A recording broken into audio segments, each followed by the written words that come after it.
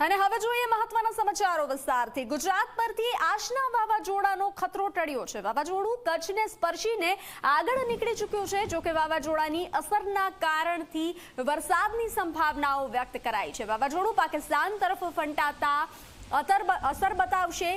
3 થી 10 સપ્ટેમ્બર વચ્ચે વરસાદની સંભાવનાઓ વ્યક્ત કરાઈ છે। દક્ષિણ ગુજરાતના ભાગોમાં ભારેથી અતિભારે વરસાદ થઈ શકે છે। કેટલાક ભાગોમાં અતિશય વરસાદના કારણે પૂરની સ્થિતિનું નિર્માણ થઈ શકે છે। તો ફરી એક રાઉન્ડ મેઘરાજાનો જોવા મળશે અને આશનાનું સંકટ ગુજરાત પરથી હટ્યું છે। ખતરો હટ્યો છે। ગુજરાત પરથી આશના વાવાઝોડાનો ખતરો હટી ચૂક્યો છે। વાવાઝોડું કચ્છને સ્પર્શીને આગળ નીકળી ચૂક્યું છે। જોકે વાવાઝોડાની અસરના કારણે વરસાદની સંભાવનાઓ વ્યક્ત કરાઈ છે। વાવાઝોડું પાકિસ્તાન તરફ ફંટાતા પહેલા અસર બતાવશે। 3 થી 10 સપ્ટેમ્બર વચ્ચે વરસાદની સંભાવનાઓ।